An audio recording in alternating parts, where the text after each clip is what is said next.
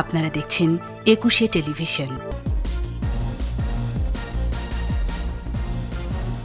Corona টিকাকে বৈষয়িক পণ্য ঘোষণার আহ্বান প্রধানমন্ত্রীর। মহামারী মোকাবেলায় পারস্পরিক অংশীদারিত্বে গুরুত্ব।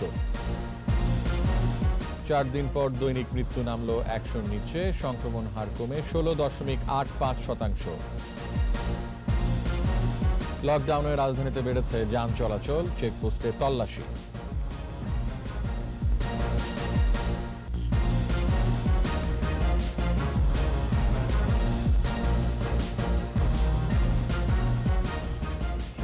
সিকিউরিটি ইসলামী ব্যাংক লিমিটেড সংবাদ শিরোনাম। আমন্ত্রণ জানাচ্ছি রাতের 21শে সংবাদে। আপনাদের সাথে আছে আমি রিয়াজ হাফিজ। দর্শক, 21শে টেলিভিশনের সংবাদ একই সাথে সরাসরি দেখতে পাবেন আমাদের ফেসবুক পেজ www.facebook.com/21she24 অনলাইনে। কোভিড ভ্যাকসিনকে বিশ্বজনীন পণ্য হিসেবে ঘোষণা করা উচিত বলে উল্লেখ করেছেন প্রধানমন্ত্রী শেখ হাসিনা। বোয়া ফোরাম ফর এশিয়ার উদ্বোধনীতে তিনি একথা বলেন। মহামারী মোকাবেলায় দৃঢ় পারস্পরিক অংশীদারিত্ব প্রয়োজন উল্লেখ করেন প্রধানমন্ত্রী। যেসব দেশ টিকা তৈরি করে না তাদেরকে সহায়তা দিতে উৎপাদক দেশগুলোর প্রতি আহ্বান জানান তিনি। রিপোর্টে আরও জানাচ্ছেন Akbar Hossain Sumon. Boao forum for এশিয়ার উদ্বোধনী অনুষ্ঠানে গণভবন থেকে প্রধানমন্ত্রী শেখ হাসিনার ধারণকৃত বক্তব্য প্রচার করা হয়। বিশ্ব স্বাস্থ্য সংস্থা GAVI ও সংশ্লিষ্ট সংস্থাগুলোকে সদস্য রাষ্ট্রগুলোর অধিকার, সাম্য ও ন্যায্যতা নিশ্চিত করার আহ্বান জানান প্রধানমন্ত্রী। All nations need to work together to make the UN and other international organizations effective so that everyone's requirement of vaccines and medical requirements are met. Vaccine ও চিকিৎসা উপকরণের চাহিদা মেটাতে আন্তর্জাতিক সংস্থাগুলোর মধ্যে দৃঢ় পারস্পরিক অংশীদারিত্বের প্রয়োজন বলে উল্লেখ করেন বাংলাদেশের সরকার প্রধান। We strongly believe that COVID-19 vaccines should be declared as global public goods. Countries producing the vaccines should help others produce the vaccine with a view to attaining universal vaccine coverage.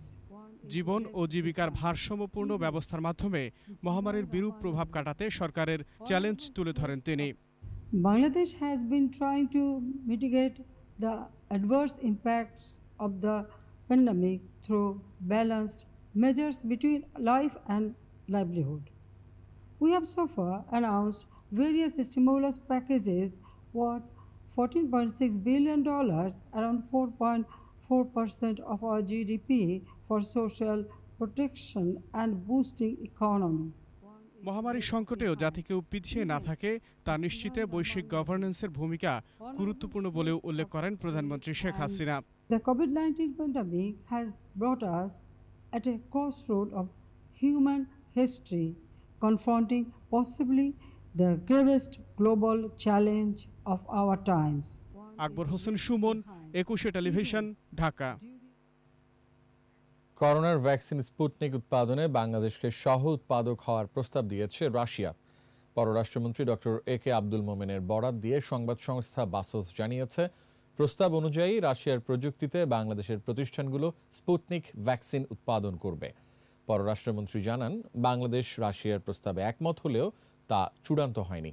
সবকিছু ঠিকঠাক থাকলে স্বল্প খরচে দেশের মানুষ corona vaccine গ্রহণ করতে পারবে বলে মনে করেন তিনি। সপ্তাহখানেক পর করোনায় মৃত্যু কমল। 24 ঘন্টায় কোভিড-19 দেশে মৃত্যু হয়েছে 91 জনের। এ নিয়ে মোট মৃত্যু 10,588 জনের। এর আগে 14 এপ্রিল মৃত্যু হয়েছিল 96 জনের। এরপর টানা 4 দিন এই সংখ্যা ছিল শতকের ঘরে। দৈনিক সংক্রমণ হার কমে 16.85%। স্মৃতিমণ্ডলের রিপোর্ট। করোনা সংক্রমণ ছড়িয়ে পড়েছে সারা দেশে। সংক্রমণের সাথে পাল্লা দিয়ে বাড়ছে মৃতের সংখ্যা। স্বাস্থ্য অধিদপ্তরের তথ্য বলছে, 409তম দিনে দেশে একদিনে 91 জনের মৃত্যু হয়েছে। এর মধ্যে হাসপাতালে মারা গেছেন 88 জন। মোট মৃত্যু 10,588। একদিনে শনাক্ত 4,559। শনাক্তের সংখ্যা বেড়ে 7,27,780। নতুন 6,811 জন সহ সুস্থ 6,28,111। পরীক্ষার বিপরীতে দৈনিক সংক্রমণ হার কমেছে 16.85%। এ পর্যন্ত শনাক্ত 13.94, সুস্থতার হার 86.31 ও মৃত্যু 1.45%। সবচেয়ে বেশি সংক্রমণ ও মৃত্যু ঝুঁকিতে ষাটোর্ধ্বরা। এ পর্যন্ত মারা গেছেন 5,977। 51 থেকে 60 বছরের মধ্যে মৃতের সংখ্যা 2,599। পুরুষদের মধ্যে মৃত্যুহার 73.92 ও নারী 26.08%। দেশে এ পর্যন্ত করোনা পরীক্ষা হয়েছে 52,21,275। 24 ঘন্টায় আইসোলেশনে 768 ও কোয়ারেন্টাইনে 2,531 জন। স্মৃতিমণ্ডল, একুশে টেলিভিশন, ঢাকা। লকডাউনের সপ্তম দিনে রাজধানীর সড়কে যানবাহনের সংখ্যা বেড়েছে, আর কিছুটা কমেছে আইন শৃঙ্খলা রক্ষাকারী বাহিনীর তৎপরতা। মঙ্গলবার সকালে কাজের জন্য বের হওয়া মানুষ ও যানবাহনের চাপ ছিল চোখে পড়ার মতো। কিছু চেকপোস্টে দেখা গেছে যানবাহনের দীর্ঘ সারি, অফিস খোলা, পরিবহন ব্যবস্থা নেই। এমন পরিস্থিতিতে ভোগান্তিতে পড়েছেন কর্মজীবী মানুষ। বিস্তারিত জানাচ্ছেন সাইদুল ইসলাম। করোনা সংক্রমণের বিস্তার রোধে দ্বিতীয় দফা লকডাউনের সপ্তম দিন। সকাল থেকেই রাজধানীর সড়কে মানুষ ও গাড়ির চাপ। বিভিন্ন স্থানে গাড়ির জটলা, চেকপোস্টে গাড়ির দীর্ঘ সারি। এমন ব্যবস্থার ভালো মন্দ জানান দায়িত্বরত পুলিশ সদস্যরা। চেকপোস্টের জন্য একটা রাস্তাটা পুরোটাই বন্ধ করে রেখেছে। এই কারণে যে গাড়িগুলো আসছে সেটা ধাক্কা লেগে এখানে জমাট হচ্ছে এবং সব গাড়িতেই এগুলো পাস। তারপরও যেগুলো মুভমেন্টের পাস না, যেগুলো গভর্নমেন্টের যেটা নিয়ম নীতি দিয়েছে সেটা যদি ভায়োলেট করে সেই অনুপাতে আমরা আইনগত ব্যবস্থা নিচ্ছি। সর্বাত্মক লকডাউনে পথে অনেক মানুষ। বাইরে আসার যৌক্তিক কারণ যেমন আছে, তেমনি আছে অকারণ অজুহাত। তবে অসুবিধা পোহাতে হচ্ছে প্রায় সকলকেই। এই যে পিজি হাসপাতালে টিকা দিতে যাবো, এটা আমার টিকার কার্ড, কিন্তু রিক্সা যেতে দিচ্ছে না, ঘুরাইতে বলতেছে। এই যাওয়া আসা করি, সিএনজিতে আসি, আবার রিক্সায় আসি। রিক্সা 150 টাকা 200 টাকা নেই, সিএনজি 300 টাকা নেই। আমাদের তো বাধ্যতামূলক জীবন বাঁচানো, তাগিদে অফিসে আসতে হবে। লোকজন রোডে বেশি বেরোয় না, যার কারণে আমাদের খ্যাপ কম। লকডাউন কার্যক্রম তদারকিতে মাঠে আছেন আইন শৃঙ্খলা বাহিনীর ঊর্ধ্বতন কর্মকর্তারা। প্রধানত কাজের জন্যই মানুষ বাইরে আসছে বলে মনে করছেন এ কর্মকর্তা। গার্মেন্ট সেক্টরের কার্যক্রম চলবে, ব্যাংক কার্যক্রম চলবে। এখন যেখানে বন্ধের দিনের থেকে খোলার দিনে তো একটু ভেরিয়েশন হবেই, সেইটুকুই হচ্ছে আমার ধারণা আর কি। বাজারে মানুষের উপস্থিতি তুলনামূলক বেশি, অনেক ক্ষেত্রে স্বাস্থ্যবিধিও উপেক্ষিত। বাজারে ভিড় আছে, এমনি যেরকম ভিড় থাকে তার থেকে কম ভিড়। লকডাউন কার্যক্রম বাস্তবায়নে আইন শৃঙ্খলা রক্ষাকারী বাহিনীর তৎপরতার পাশাপাশি সামাজিক সচেতনতা জরুরি। সাইদুল ইসলাম, একুশে টেলিভিশন, ঢাকা। নিচ্ছে প্রিমিয়ার ব্যাংক লিমিটেড সংবাদ বিরতি। দর্শক, নো মাস্ক নো সার্ভিস বিধি মেনে চলুন, সুস্থ থাকুন। যখন ফিরছি তখন অন্যান্য খবরের সঙ্গে আরও থাকবে। হেফাজতের তাণ্ডবে মামুনুলের সংশ্লিষ্টতা পেয়েছে সিআইডি। সহিংসতায় বিএনপি জড়িত বলছে আওয়ামী লীগ। আবার আমন্ত্রণ রাতের 21 সংবাদে। হেফাজতের সাম্প্রতিক সহিংসতার ঘটনার বিভিন্ন স্থানে দায়ের হওয়া নাশকতার 23 মামলায় মামুনুল হকের সংশ্লিষ্টতা পেয়েছে সিআইডি। এর মধ্যে নারায়ণগঞ্জের মামলায় গ্রেপ্তার দেখিয়ে তার রিমান্ড চাওয়া হবে বলে জানিয়েছেন সিআইডি প্রধান ব্যারিস্টার মাহবুবুর রহমান। মামলার বিভিন্ন গুরুত্বপূর্ণ আলামত ফরেন্সিক এবং সাইবার ক্রাইম সেলের মাধ্যমে পরীক্ষা চলছে বলেও জানান তিনি। আরও জানাচ্ছেন দীপু শিকদার। নাশকতা শুরু 26 মার্চ, চলে টানা 5 দিন। স্বাধীনতা সুবর্ণ জয়ন্তীতে ভারতের প্রধানমন্ত্রীর আগমন উপলক্ষে নারায়ণগঞ্জ, ব্রাহ্মণবাড়িয়া, চট্টগ্রামের হাটহাজারী, কিশোরগঞ্জ সহ বিভিন্ন স্থানে নাশকতা চালায় হেফাজত। ব্রাহ্মণবাড়িয়ায় জ্বালিয়ে দেওয়া হয় আলাউদ্দিন খাঁ সঙ্গীত নিকেতন, ভূমি অফিস সহ গুরুত্বপূর্ণ সরকারি স্থাপনা। নাশকতা, হত্যাকাণ্ড, অগ্নিসংযোগ, ভাঙচুর, লুটপাট সহ নানা অভিযোগে দায়ের হয়েছে একাধিক মামলা। এর মধ্যে 23টি গুরুত্বপূর্ণ মামলা তদন্ত শুরু করেছে পুলিশের অপরাধ তদন্ত বিভাগ সিআইডি। সিআইডি প্রধান জানিয়েছেন, এসব সহিংসতায় গ্রেফতার হেফাজত নেতা মামুনুল হকের সংশ্লিষ্টতার প্রমাণ পাওয়া গেছে। আমরা ওনার ইনভলভমেন্ট পেয়েছি, ইতিমধ্যেই পেয়েছি। আমরা অপেক্ষা করছি, এখন একটা কেস রিমান্ডে আছে। এটা শেষ হওয়ার পরপরই আমরা ওনাকে রিমান্ডে নিয়ে আসবো। আমরা দেখেছি আমাদের এই কেসেও আমরা ইনভলভমেন্ট পেয়েছি আমরা প্রাথমিকভাবে। মামলা তদন্তের স্বার্থে মামুনুল হককে এসব মামলায় গ্রেফতার দেখানো হবে। জিজ্ঞাসাবাদের জন্য চাওয়া হবে রিমান্ড। আমরা 3 ধরনের লোককে পেয়েছি, কারো প্রেজেন্স পেয়েছি, কারো ইন্ধন পেয়েছি, কারো অ্যাবেটমেন্ট পেয়েছি। নারায়ণগঞ্জের যে কেস, নারায়ণগঞ্জের কেসে আমরা প্রাথমিকভাবে আমরা নিয়ে আসবো। বাই দিস টাইম আমাদের আইওরা কাজ করছে, আমাদের একটা টিম কাজ করছে, আমরা প্রতিনিয়ত এটা মনিটর করছি। অন্য মামলাতেও আমরা যদি দেখি যে ওনার অ্যাবেটমেন্ট আছে অথবা ইনসাইটমেন্ট আছে, তাহলে সেই মামলাও আমরা তাদেরকে জিজ্ঞাসাবাদ করার প্রয়োজন হবে। গেল 18 এপ্রিল রাজধানীর মোহাম্মদপুর এলাকায় মামুনুলের পরিচালিত মাদ্রাসা থেকে তাকে গ্রেফতার করে পুলিশ। 2013 সালে শাপলা চত্বরে হেফাজতের তাণ্ডবে দায়ের হওয়া একাধিক মামলার আসামিও মামুনুল হক। দীপু শিকদার, 21 টেলিভিশন, ঢাকা। হেফাজতের সাম্প্রতিক তাণ্ডবে বিএনপি কেবল পৃষ্ঠপোষকই ছিল না, জড়িত ছিল সব সহিংসতায়। এ অভিযোগ করেছেন আওয়ামী লীগের সাধারণ সম্পাদক ওবায়দুল কাদের। হেফাজতের সঙ্গে বিএনপি জামাত যুক্ত হয়ে মহা অপশক্তি হিসেবে আবির্ভূত হয়েছিল বলে বলছেন আওয়ামী লীগ কেন্দ্রীয় নেতারা। আরও জানাচ্ছেন আকবর হোসেন সুমন। সরকারি বাসভবন থেকে সড়ক বিভাগের রাজশাহী জোনের কর্মকর্তাদের সাথে মত বিনিময় সভায় ভার্চুয়ালি যুক্ত হন সড়ক পরিবহন ও সেতুমন্ত্রী ওবায়দুল কাদের। হেফাজত নেতা গ্রেফতার প্রসঙ্গে তিনি বলেন, কোনো দলের বা অন্য কোনো পরিচয় দেখে কাউকে গ্রেফতার করা হয়নি। ভিডিও ফুটেজ দেখে হামলায় যারা সরাসরি জড়িত ছিল তাদেরকেই গ্রেপ্তার করা হচ্ছে। এখানে কোনো আলেম ওলামার বিষয় নয়, কোনো বিএনপি নামক কোনো দল নয়, কোনো দল দেখে আলেম ওলামা দেখে কাউকে গ্রেপ্তার করা হয়নি।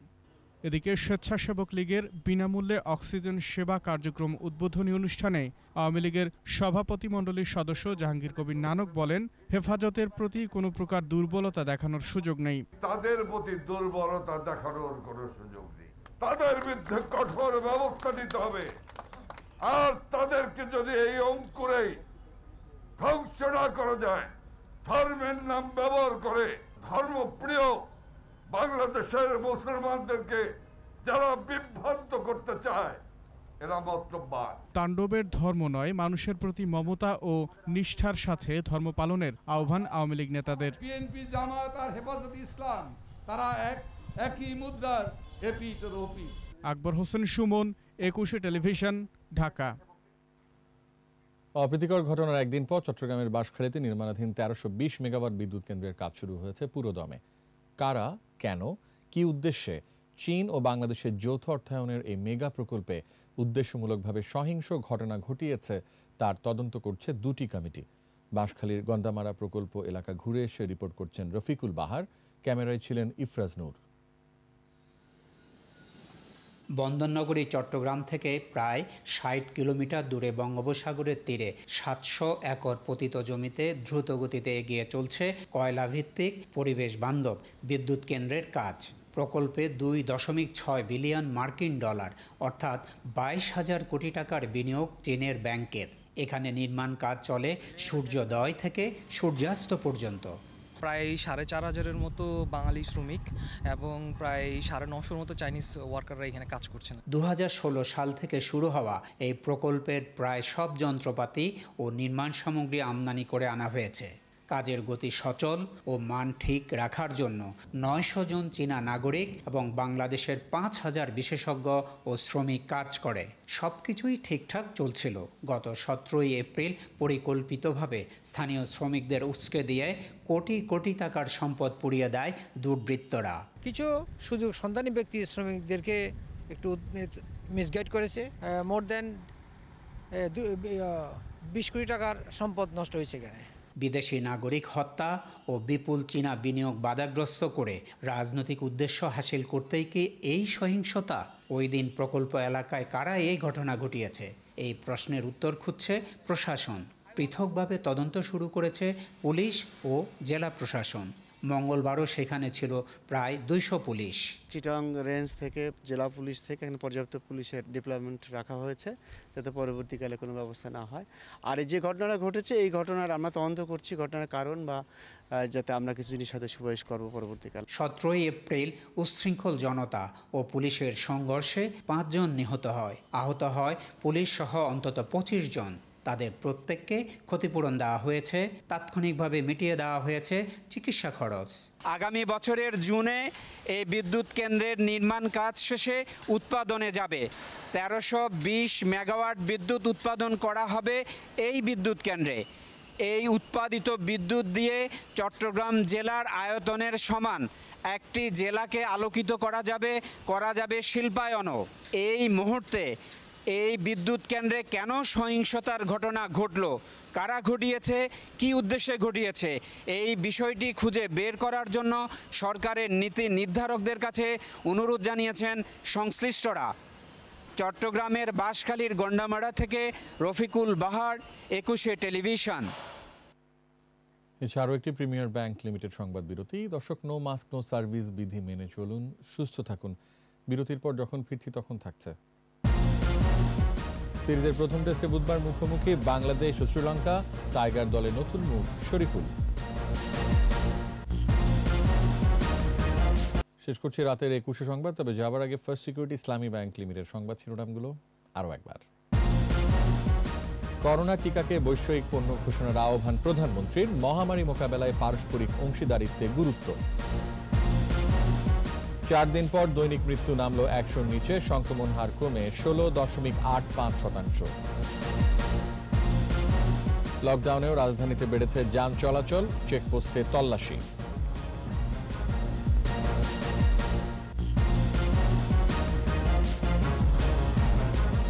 সর্বশেষ খবর জানতে ডায়াল করুন 2021 নম্বরে আর ভিজিট করুন 21-tv.com ওয়েবসাইটে।